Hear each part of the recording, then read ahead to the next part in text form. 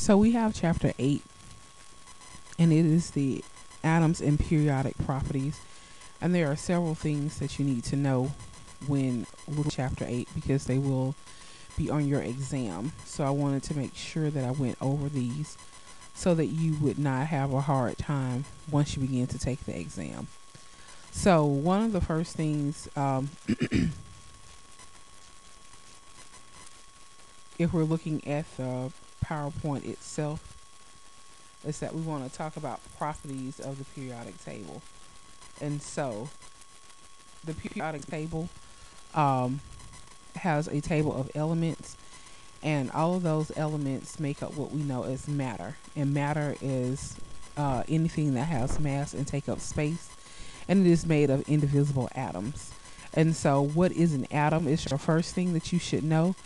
You should know that atoms are actually divisible, and they have subatomic particles, and there are 3 parts to an atom. And so this is something that you should know. So if you are highlighting or taking notes as you listen to this, this is where you definitely want to have those notes. So the first thing you want to note is that the atom has a nucleus, and inside the nucleus there are protons and neutrons. Protons are going to be positively charged, and neutrons have no charge or are uncharged, or as we say, neutral. Circling the nucleus of the atom are electrons, and electrons are negatively charged. So this is about 6 points right here. First thing to know is that you have a nucleus, and it contains your protons and neutrons, and then you have outside of the nucleus particles known as electrons. Electrons are negatively charged, protons positively charged, and neutrons are neutral. And so knowing the structure of an atom and knowing the names of each subatomic particle and their charge will definitely help you out. Again, as I said, it's about 6 points just in knowing that information. So here is the periodic table itself. And so using the periodic table, we can actually tell how many protons, neutrons, and electrons are present. So how can we do that? Well, it's based on something called the atomic number and the mass number. So where are they located, you may want to ask. So if you're looking at the periodic table, you will see that you have a number at the top, and then there's a number at the bottom. The top number is known as your atomic number.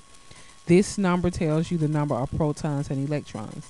So you want to go ahead somewhere to the side, say atomic number tells me the amount of protons and electrons that are in the element. Then you have the mass number, and the mass number tells you how many protons and neutrons are in the element. And so using this information, we can do several things. First of all, we can use the atomic number to tell us again how many protons and electrons. And then we can use that mass number to actually tell us how many neutrons are present.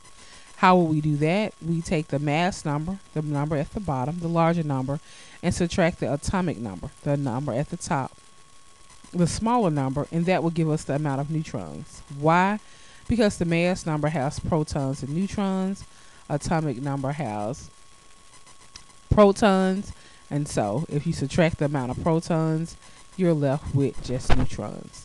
That may have been confusing. So the key here is that atomic number, top number tells you protons and electrons.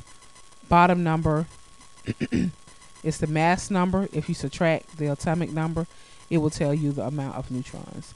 So how does this work? If we were in class, I would now ask you to go ahead and pull out your periodic table basic worksheet, which is I'm going to ask you to do now.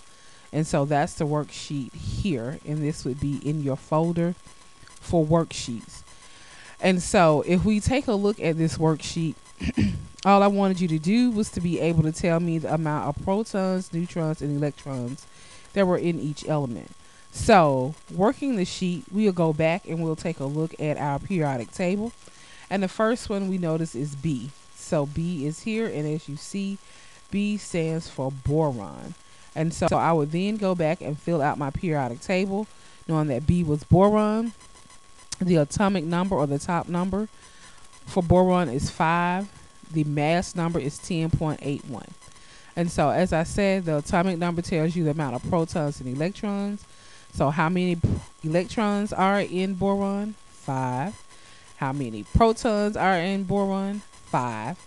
And then how many neutrons? Well, to find the neutrons, I take 10.8 mass number minus 5 atomic number, and that leaves me with 5.81.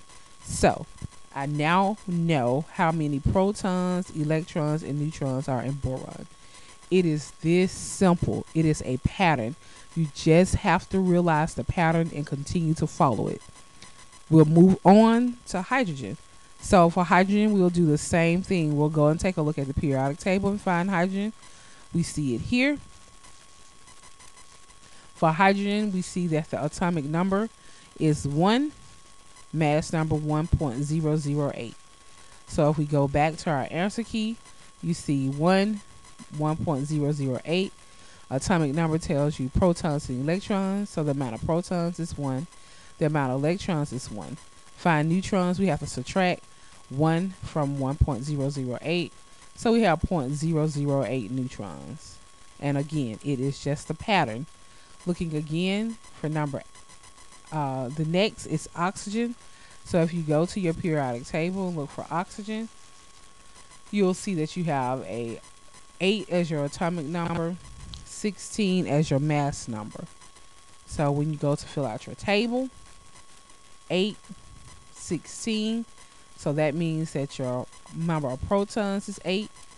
The number of electrons is 8 because the atomic number tells you the amount of protons and electrons.